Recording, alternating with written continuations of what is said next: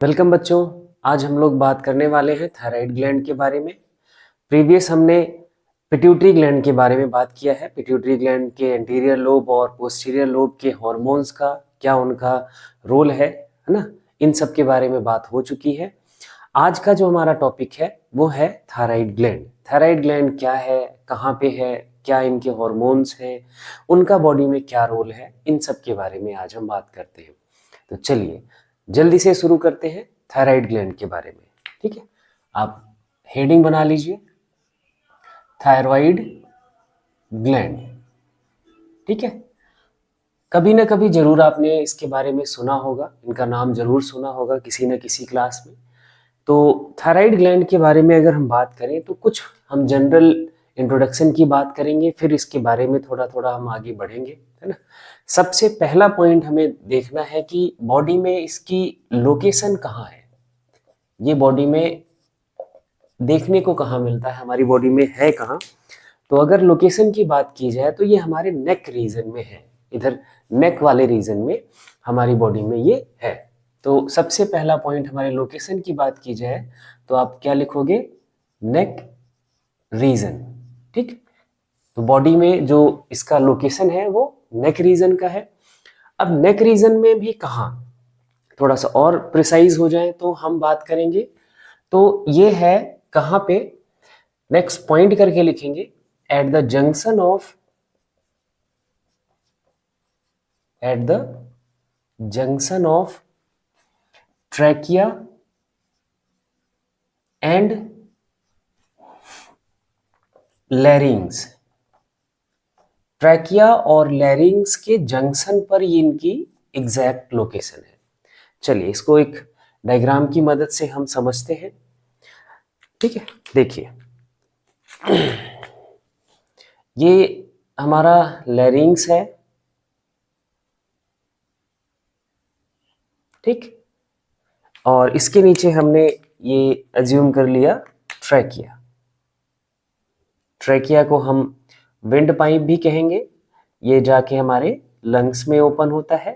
And trachea के ऊपर हमारा ये जो लैरिंग्स है ये ट्रैकिया में ही एक्चुअली ओपन होता है। ट्रैकिया के ऊपर सी शेप्ड कार्टिलेजिनस रिंग्स भी प्रेजेंट होती हैं जो इस ट्रैकिया को कोलैप्स होने से प्रिवेंट करती है ना, जिससे हमारा ट्रैकिया कोलैप्स ना हो।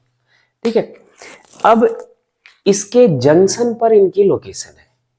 ये एक, अगर हम इनके शेप की और बात करेंगे तो ये बाइलोब्ड स्ट्रक्चर है ना, दो लोब से मिलकर बना होता है हमारा थायराइड ग्लैंड। तो इनके दोनों के जंक्शन पर थायराइड ग्लैंड की लोकेशन हमें देखने को मिलती है। ठीक है, कुछ इस रीजन में, ठीक, तो कुछ इस रीजन में हमारा ये थायराइड ग्लैंड प्रेजेंट है। थायराइड ग्लैंड का ये लेफ्ट लोब हो गया और ये थायराइड ग्लैंड का राइट लोब हो गया। ठीक है, तो थायराइड ग्लैंड की लोकेशन आपको एग्जैक्टली समझ आ गई होगी। थायराइड ग्लैंड कहाँ है, ये हमारा कौन सा हिस्सा हो गया, this one is the larynx. And इसको आप क्या लिखोगे, ट्रैकिया या फिर विंड पाइप। ठीक, और ये हमारा हो गया थायराइड ग्लैंड। ये क्या हो गया, थायराइड ग्लैंड। ठीक है, थायराइड ग्लैंड का आपको एग्जैक्ट लोकेशन समझ आ गया होगा। कहाँ पे है, at the junction of trachea and लैरिंग्स। अब इसी के डायग्राम को देखकर आपको एक और पॉइंट समझ लेना है कि थायराइड ग्लैंड का शेप कैसा है। थायराइड ग्लैंड का शेप कैसा है, तो आप जैसा इस डायग्राम की मदद से आप पहचान सकते हैं। तो शेप की जब बात पूछी जाए तो इनका शेप है कैपिटल एच शेप्ड। क्या लिखोगे, कैपिटल एच शेप्ड। कैसा शेप का है, कैपिटल एच का। अब देखोगे तो आउटलाइन कैपिटल एच के शेप का ही देखने को मिल रहा है। ठीक है, तो इनका शेप कैसा है, कैपिटल एच शेप्ड, या फिर इसी को आपको कहीं कहीं पे ऐसा भी दिखने को मिलेगा बाइलोब्ड। क्या बोलेंगे इसको, बाइलोब्ड स्ट्रक्चर। ये बाइलोब्ड शेप में है। दो लोब्स हैं, इसको हम बोलेंगे राइट लोब।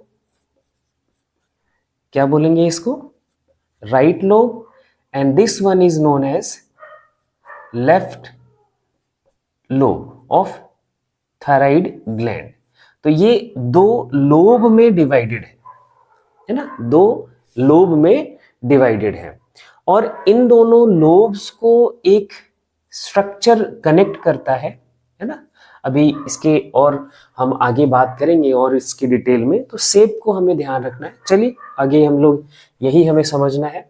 देखिए मैं इसका डायग्राम फिर से सिर्फ थायराइड ग्लैंड के पे आ रहा हूँ, सिर्फ थायराइड ग्लैंड बनाते हैं, फिर आपको और क्लियरली समझ आएगा। ठीक है, देखिए थायराइड ग्लैंड एक हमारा कैसा स्ट्रक्चर है? बाइलोब्ड स्ट्रक्चर है, दो लोब्स हैं इसके। तो दोनों लोब का नाम आपने देख लिया, राइट लोब और लेफ्ट लोब। ठीक है, तो ये दोनों लोब हो गए।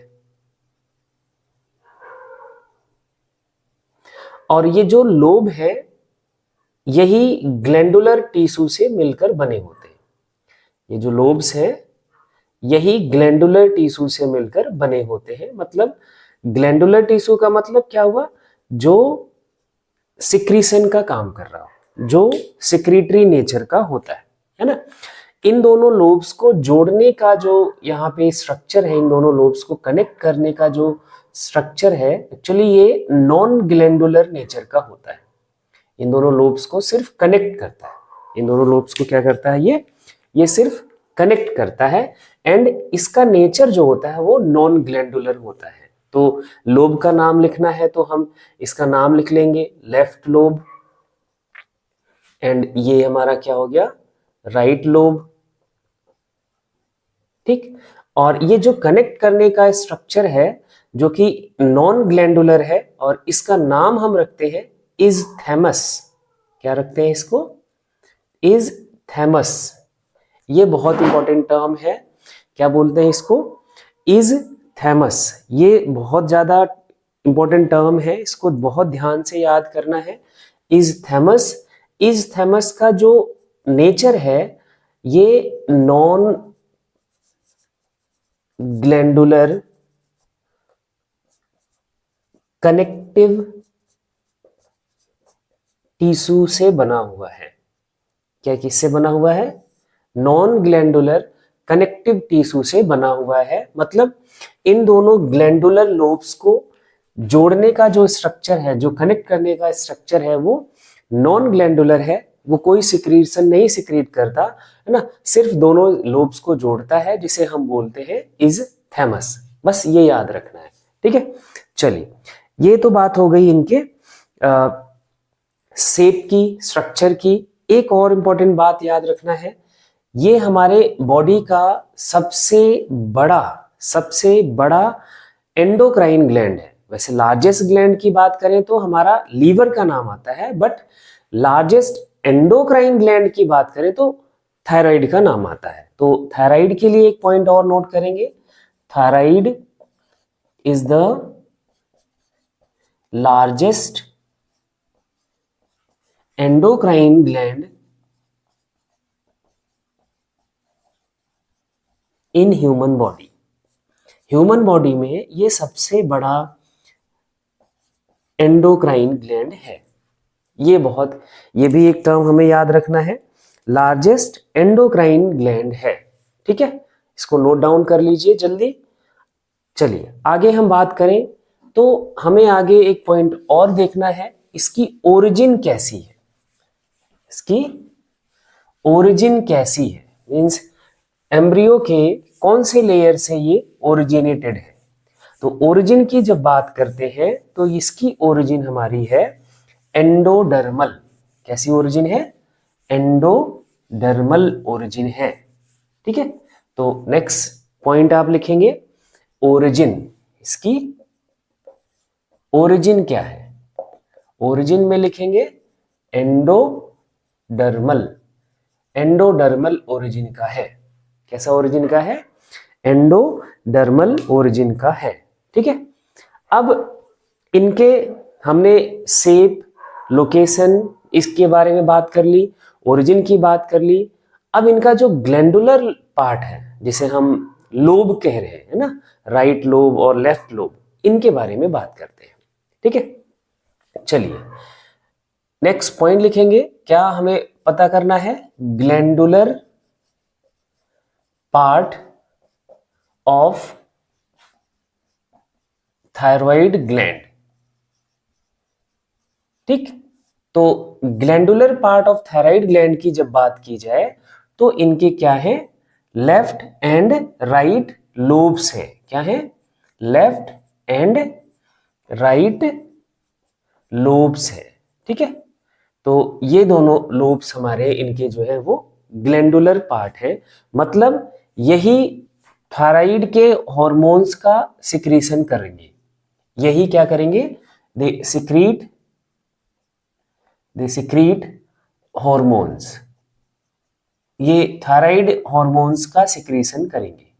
जो थायराइड के हॉर्मोन्स हैं उनका सिक्रीशन यही ग्लैंडुलर पार्ट करेगा। कौन से हॉर्मोन्स हैं, है ना, वो हम अभी आगे बात करते हैं। उसके पहले हमें ये समझना है इसके थायराइड ग्लैंड के लोब का माइक्रोस्कोपिक स्ट्रक्चर थोड़ा समझना है, क्योंकि इनके स्ट्रक्चर से भी बहुत इंपॉर्टेंट बातें समझनी है ना। तो नेक्स्ट एक हमें बात समझनी है, microscopic structure of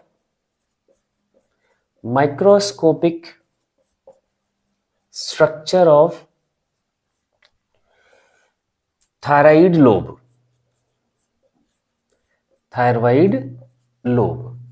thyroid lobe का माइक्रोस्कोपिक स्ट्रक्चर कैसा है ना। जो हम लेफ्ट लोब और राइट लोब की बात कर रहे हैं, है ना, इन लोब्स का स्ट्रक्चर कैसा है ना, माइक्रोस्कोपिक स्ट्रक्चर कैसा है। तो चलिए अब इसके हम माइक्रोस्कोपिक स्ट्रक्चर की बात करते हैं। ठीक है, तो माइक्रोस्कोपिक स्ट्रक्चर की जब बात करें तो एक्चुअली ये है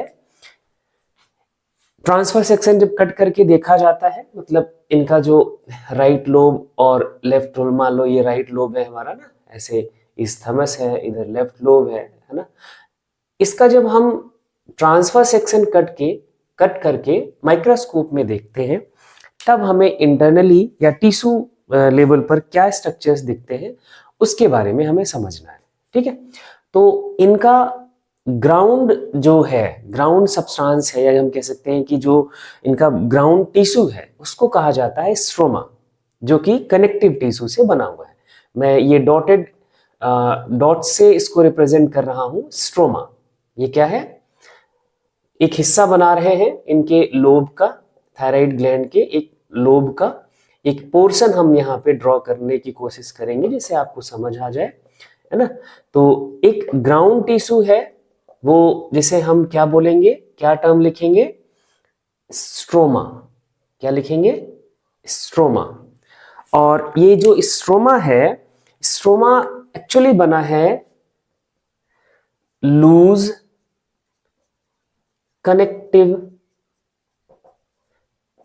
टिश्यू से। किससे बना है? लूज कनेक्टिव टिश्यू से ये बना होता है।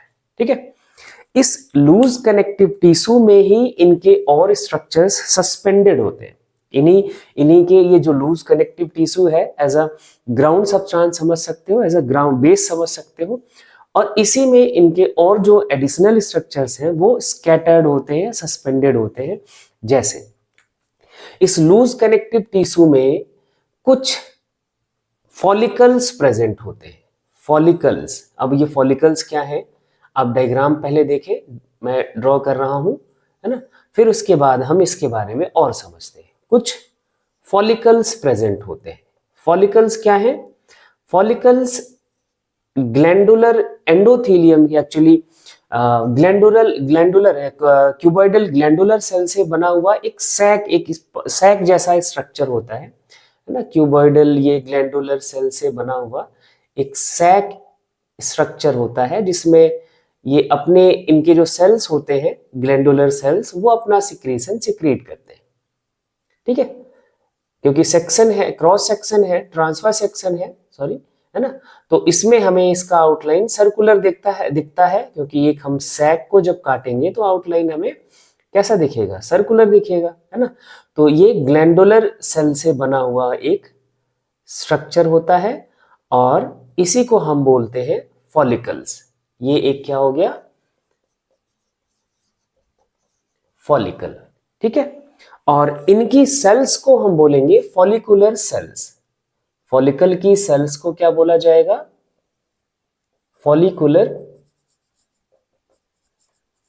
Follicular cells, and these follicular cells secrete their secretion into the this cavity of the follicle.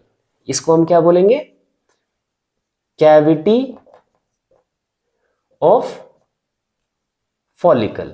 ये follicle की cavity है and इधर ये cavity जो होती है that is filled by the secretion of follicular cells of follicle। This cavity of follicle is filled with secretion of follicular cells of follicle, है ना। तो ये इनका कैविटी हो गया, इनका सिक्रीशन के बारे में बात हो गया, है ना। हमने स्ट्रोमा समझ लिया, फॉलिकल समझ लिया, एंड इसी के बीच बीच में हमारे ब्लड वेसल्स की सप्लाई होती है। किसकी, ब्लड वेसल्स की भी सप्लाई होती है। जैसे ये हमने एक ब्लड वेसल मान लिया, आर्टरी, है ना, इसी में हमने एक ब्लड वेसल वेन मान लिया, है ना। ऐसे इनके बीच बीच में ब्लड वेसल्स की भी सप्लाई होती है, ठीक है। और इसके अलावा इसके एडिशनल कुछ और सेल्स भी प्रेजेंट होती है इन्हीं के स्ट्रोमा में, है ना। जैसे मैं ये सर्कल, ब्लैक कलर के सर्कल से दिखा रहा हूं, है ना। इनको बोला जाता है, ये इनके लिए हम क्या लिखेंगे, these are the blood vessels. ये क्या है, ब्लड वेसल्स है। एंड ये जो सेल्स हैं, इन सेल्स को हम बोलते हैं पैरा फॉलिकुलर सेल्स। इनको क्या बोलेंगे, पैरा फॉलिकुलर सेल्स, ठीक। अब इतना ये पूरा स्ट्रक्चर एक पोर्शन है किसका, इसी लोब का, ठीक है, लोब का, ट्रांसफर सेक्शन का। अगर हम ट्रांसफर सेक्शन में देखें तो क्या है, ग्राउंड टिश्यू जिसे हम स्ट्रोमा कहेंगे। अगर इसका नेचर की बात करें तो that is made up of loose connective tissue, and loose connective tissue में और जो थायराइड ग्लैंड के स्ट्रक्चर्स हैं, जैसे हमने क्या बात करा, फॉलिकल का, है ना। ये फॉलिकल्स हैं, एक फॉलिकल, 2, 3, 4 हमने बनाए हैं, है ना। ये फॉलिकल्स इसी में स्कैटर्ड होते हैं एंड ब्लड वेसल्स की सप्लाई होती है। उनके साथ साथ कुछ बीच में और सेल्स होते हैं जिसे हम क्या बोलते हैं, पैरा फॉलिकुलर सेल्स, ठीक। अब ध्यान से सुनना है, ये जो फॉलिकुलर सेल्स हैं एंड पैरा फॉलिकुलर सेल्स हैं, कौन कौन सी, ये follicular cells and parafollicular cells, यही एंडोक्राइन या हमारा कह सकते हैं कि ग्लैंडुलर सेल्स हैं। यही जो थायराइड ग्लैंड का सिक्रीशन है वो यही सेल्स सिक्रीट करती हैं। कौन कौन सी, follicular cells and parafollicular cells. Follicular cells अपना सिक्रीशन इस कैविटी में सिक्रीट कर देती है, और यहां आपको दिख रहा है कि ब्लड वेसल्स की सप्लाई है, तो इस कैविटी से सिक्रीशन इस ब्लड वेसल में मींस ब्लड स्ट्रीम में ऐड होता है, एंड ब्लड स्ट्रीम हमारी पूरी बॉडी में जाता है, एंड हमारा हार्मोन जहां पे भी इनका मींस टारगेट साइट है वहां तक ये पहुंच जाता है। एंड पैराफॉलिकुलर सेल स्ट्रोमा में ही अपना हार्मोन सिक्रीट करेगा, and that also reaches to the blood, and with the help of blood stream that is also reach to the target cell, है ना। तो ये इनका मैकेनिज्म है। हमने ट्रांसपोर्टेशन देख लिया है प्रीवियसली, है ना। अभी हमें जो बात करना है इनके स्ट्रक्चर के बारे में, ठीक है। तो आई होप ये आपका स्ट्रक्चर क्लियर हो गया होगा। इतनी बातें हमें समझ के रखनी है कि स्ट्रोमा क्या है, फॉलिकुलर सेल्स क्या है, फॉलिकल क्या है ना, एंड पैराफॉलिकुलर सेल्स क्या होती है, इन्हीं के बारे में हमें याद रखना है। अब हम इसके और आगे चलेंगे, ठीक है। चलिए अब बात करेंगे हम इनके parafollicular cells and follicular cells के सिक्रीशन के बारे में। कौन कौन से हार्मोन का ये सिक्रीशन करता है। ठीक है, तो सबसे पहले हम देखेंगे parafollicular cell. Parafollicular cell. Parafollicular cells एक हार्मोन का सिक्रीशन करता है जिसका नाम है कैल्सीटोनिन। क्या नाम है? कैल्सीटोनिन। बहुत इंपॉर्टेंट हार्मोन है, इसका नाम जरूर याद रखना है, कैल्सीटोनिन हम इस हार्मोन को बोलेंगे, है ना। कैल्सीटोनिन का एक और नाम है जिसका हम नाम लिखेंगे थायरोकैल्सीटोनिन। दोनों नाम का मतलब एक है, कैल्सीटोनिन बोलो या फिर थायरोकैल्सीटोनिन बोलो। थायरोकैल्सीटोनिन को शॉर्ट फॉर्म में लिखा जाता है TCT। ये T, ये C एंड ये T। ठीक है, थायरोकैल्सीटोनिन या फिर कैल्सीटोनिन। ठीक है, अभी देखो इनका हमें रोल, मैं हार्मोन्स के अभी नहीं बात कर रहा हूं ज्यादा डिटेल, है ना। थोड़ा थोड़ा हमें जानना है कि इन हार्मोन्स का क्या रोल होता है ना, क्योंकि अभी हम इनके फंक्शंस पे आएंगे दोबारा, है ना, नेक्स्ट लेक्चर में उनका क्या रोल होता है, क्या फंक्शन है इन सभी हार्मोन्स का। अभी हम स्ट्रक्चर एंड हार्मोन्स के बारे में बात करने वाले हैं। ठीक है, तो इस हार्मोन का जो रोल है अभी जो याद रखना है वो ये याद रखना है, ये हमारे कैल्शियम आयन को ब्लड स्ट्रीम से कम करता है। अगर ब्लड स्ट्रीम में मतलब हमने डाइट में इनटेक करा मिनरल्स को, मिनरल्स में कैल्शियम आयन भी आता है, उन कैल्शियम आयन्स को ये ब्लड स्ट्रीम से बोन में ऐड करता है, मतलब बोन फॉर्मेशन में हेल्प करता है। ठीक है, तो ये याद रखना, it lowers calcium ion from blood stream. Blood stream से ये कैल्शियम आयन को कम करता है, या इसी का हम दूसरा स्टेटमेंट बोले तो it helps in the formation of क्या? बोन। दूसरा आप अभी हम बात करेंगे, दूसरी बात अगर आप लिखना चाहो तो ये भी लिख सकते हो, it helps in formation of bone.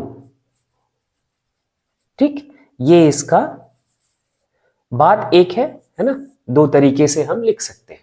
ठीक है, तो पैरा फॉलिकुलर सेल का हार्मोन आपको समझ आ गया। अब हम बात करेंगे फॉलिकल के बारे में।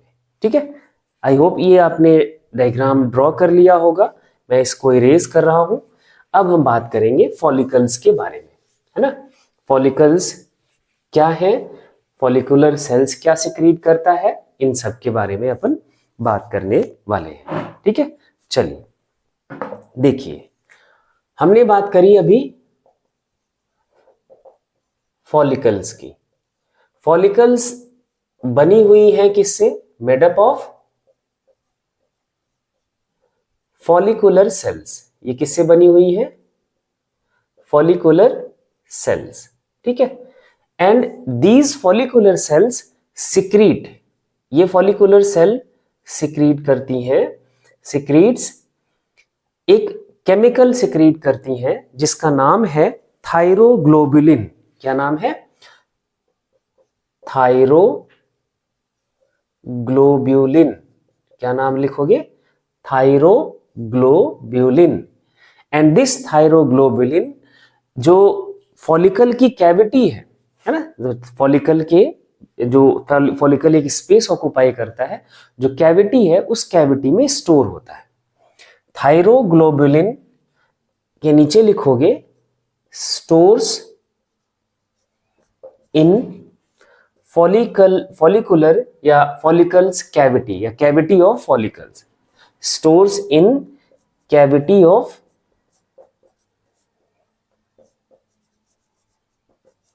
फॉलिकल। ये फॉलिकल की कैविटी में स्टोर होता है। कौन? थायरोग्लोबुलिन। क्या स्टोर होता है? थायरोग्लोबुलिन। अब थायरोग्लोबुलिन के बारे में कुछ और इंफॉर्मेशन हमें समझनी है। देखो, थायरोग्लोबुलिन का जो केमिकल नेचर है दैट इज द ग्लाइकोप्रोटीन। क्या नेचर का है ये? ग्लाइकोप्रोटीन है, मींस कार्बोहाइड्रेट एंड प्रोटीन का एक डेराइव्ड कंपाउंड है, डेरिवेटिव है ना। इसका हम थायरोग्लोबुलिन का केमिकल नेचर की बात करें तो ये क्या है? ग्लाइकोप्रोटीन है। ठीक है, ग्लाइकोप्रोटीन का मतलब क्या हुआ? कार्बोहाइड्रेट प्लस प्रोटीन से मिलकर बना हुआ है। किससे मिलकर बना हुआ है? प्रोटीन से मिलकर बना हुआ है। अब इसका जो प्रोटीन पार्ट है वो बहुत इंपॉर्टेंट है, वो ध्यान रखना है। This protein part of the thyroglobulin is derived from tyrosine amino acid. Basically ये टायरोसिन एमिनो एसिड का डेरिवेटिव है ना। प्रोटीन नीचे यहां हमें लिखना है derived from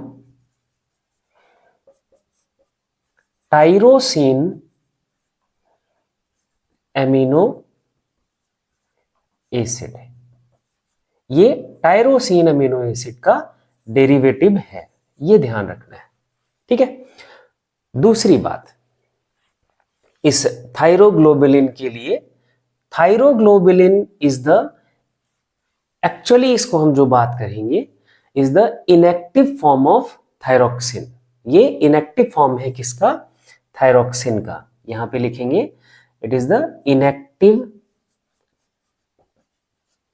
inactive form of thyroxine. ये थायरोक्सिन का इनएक्टिव फॉर्म है। ठीक है, अब बहुत इंपॉर्टेंट बात याद रखना है, ये एक थायरोक्सिन एक हार्मोन है जो हमारा थायराइड ग्लैंड सिक्रीट करता है। अच्छा, अभी हम उस पे ही बात करने वाले हैं। एक हार्मोन आपने देख लिया, क्या? कैल्सिटोनिन। दूसरा हार्मोन है हमारा थायरोक्सिन, जो कि फॉलिकुलर सेल्स या फॉलिकल सिक्रीट करता है। ठीक है, थायरोक्सिन ही एक अकेला हार्मोन है जो बॉडी में स्टोर होता है, ये याद रखना है। ठीक है, अभी हम उसके बारे में आगे बात करेंगे। ठीक है, तो चलिए, तो ये इसका केमिकल नेचर क्या है ये याद हो गया। क्या है? ग्लाइकोप्रोटीन है ना। प्रोटीन किसका? Amino acid. कौन से एमिनो एसिड का डेरिवेटिव है? टायरोसिन एमिनो एसिड का डेरिवेटिव है। ये बहुत बार सवाल बन चुका है, इसको ध्यान रखना है।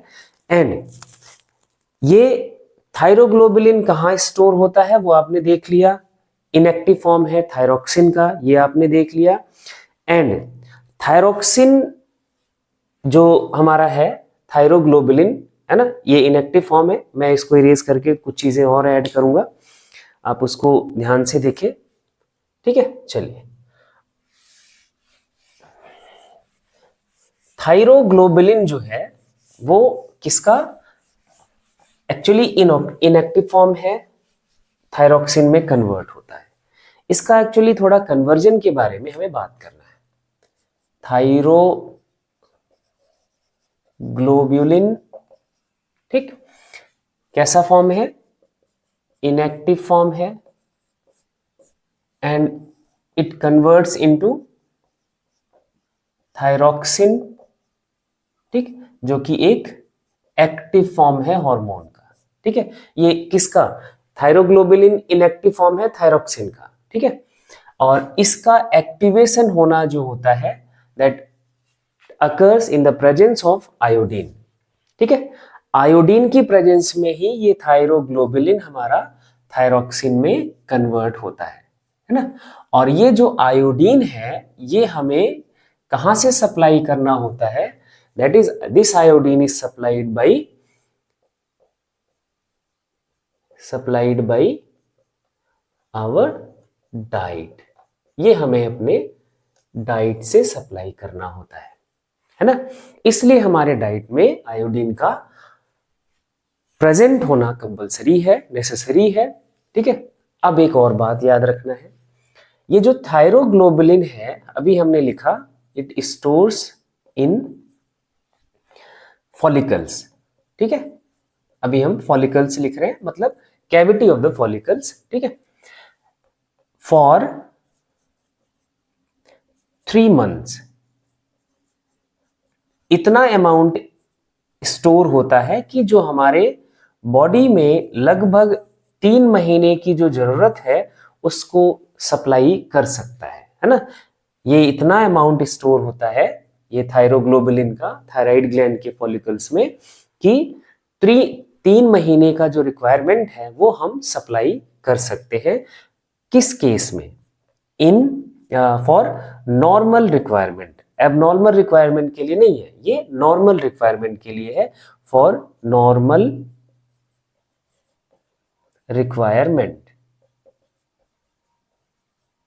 ये नॉर्मल रिक्वायरमेंट बॉडी की जो होती है उसको फुलफिल कर सकता है फॉर द 3 मंथ्स। एक बात ये याद रखनी है, ठीक है। और इस थायरोग्लोबुलिन को थायरोक्सिन में कन्वर्ट करने के लिए लगभग 120 माइक्रोग्राम आयोडीन की हमें जरूरत पड़ती है एवरी डे, है ना। About 120 microgram of iodine is required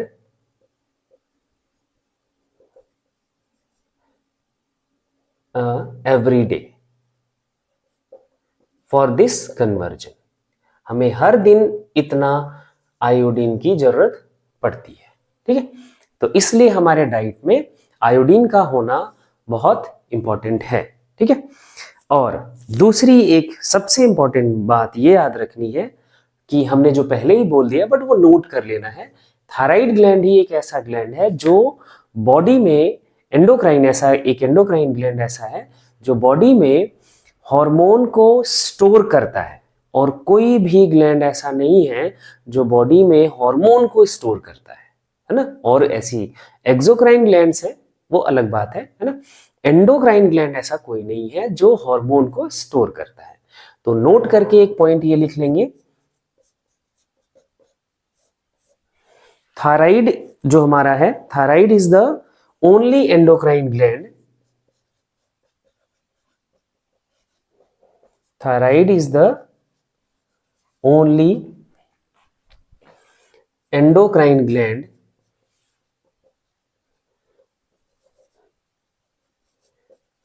which stores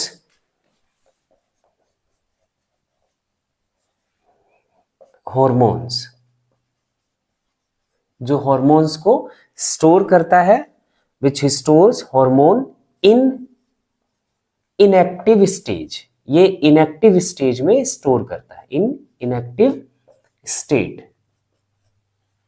ऐसा कोई ये नहीं सोचना है कि एक्टिव स्टेट में स्टोर करता है, ये इनएक्टिव स्टेट में स्टोर करता है, ये ध्यान रखना है, ठीक है। अब जो ये हम हॉर्मोन्स की बात कर रहे हैं, थोड़ा सा और चीजें ऐड करें, है ना। इसको आप नोट कर लीजिए जल्दी। ये जो फॉलिकुलर सेल्स के हार्मोन है ना, फॉलिकुलर सेल्स के हार्मोन जिसे हम थायरोक्सिन कह रहे हैं, एक्चुअली 2 तरह के हार्मोन्स होते हैं। यहां आप लिखेंगे hormones of follicular cells. Parafollicular cells का आपने देख लिया, क्या था? कैल्सिटोनिन या फिर थायरोकैल्सिटोनिन। तो ये जो हमारा फॉलिकुलर सेल है इसके हार्मोन्स की अगर हम बात करें तो ये 2 तरह के हार्मोन सिक्रीट करता है। दोनों का नाम यही लिखेंगे, पहला T3 एंड दूसरा T4। ये शॉर्ट फॉर्म है, पूरा नाम लिखेंगे ट्राई आयोडो थायरोनिन, ठीक। इसको क्या बोलेंगे? ट्राई आयोडो थायरोनिन, है ना। और दूसरा है टेट्रा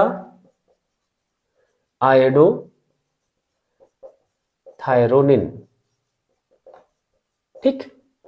यहां 3 से ट्राई एंड 4 से टेट्रा, है ना। ये आयोडीन के डेरिवेटिव्स होते हैं।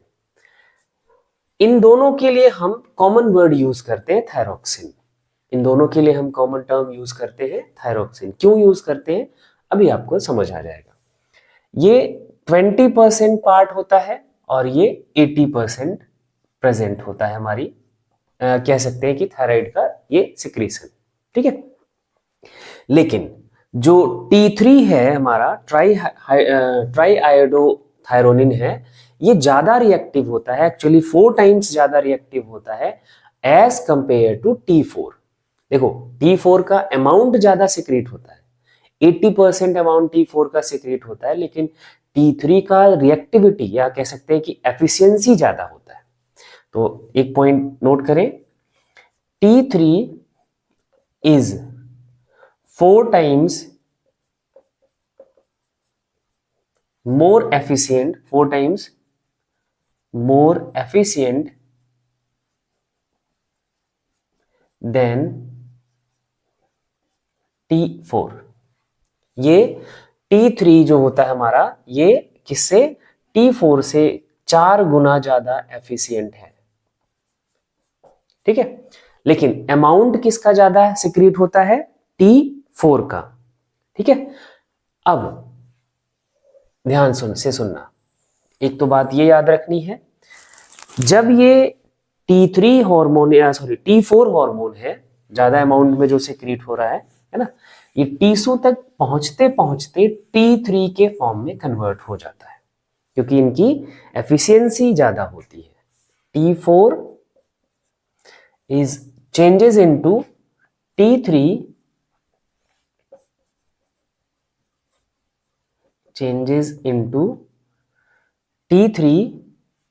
कहां पे, जब ये टिश्यू के पास पहुंचते हैं तब, है ना।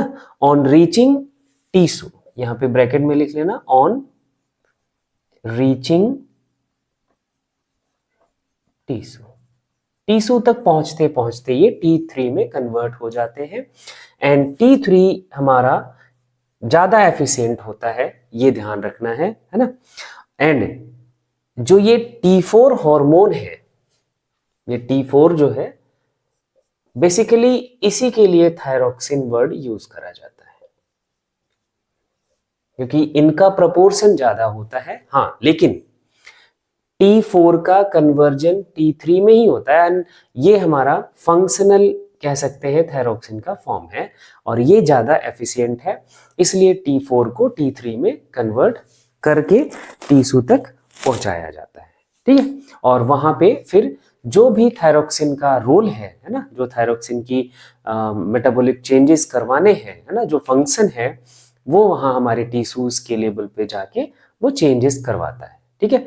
तो आज हमारा इस लेक्चर में थायराइड का स्ट्रक्चर समझना था, थायराइड की लोकेशन समझनी है, वो हमने समझ ली, है ना। क्या वो सिक्रीट करता है ना, स्ट्रक्चर को देख लिया, स्ट्रक्चर से पैराफॉलिकुलर सेल से क्या सिक्रीट करता है ना, फॉलिकुलर सेल से क्या सिक्रीट करता है, उनके क्या क्या टाइप्स हैं, उनका केमिकल नेचर क्या है। अब नेक्स्ट लेक्चर में हम इन हॉर्मोन्स के फंक्शन की बात करेंगे, है ना, कि टिश्यू के पास जाके इनका क्या रोल है, क्या ये हमारी बॉडी में चेंजेस करते हैं। आई होप ये लेक्चर या वीडियो, ये हमारा टॉपिक क्लियर हुआ होगा, आप तक आपको समझ आया होगा। अगर कोई प्रॉब्लम है तो आप जरूर कमेंट बॉक्स में अपने क्वेश्चन या अपनी प्रॉब्लम को शेयर करें, जिससे मैं जिसको आपके इन प्रॉब्लम्स को रिजॉल्व कर सकूं, है ना। और अगर आप चैनल पे नए हैं तो चैनल को सब्सक्राइब करें, वीडियो को लाइक करें, एंड अपने दोस्तों तक जरूर शेयर करें, जिससे उनको भी हेल्प मिल सके। थैंक यू बच्चों।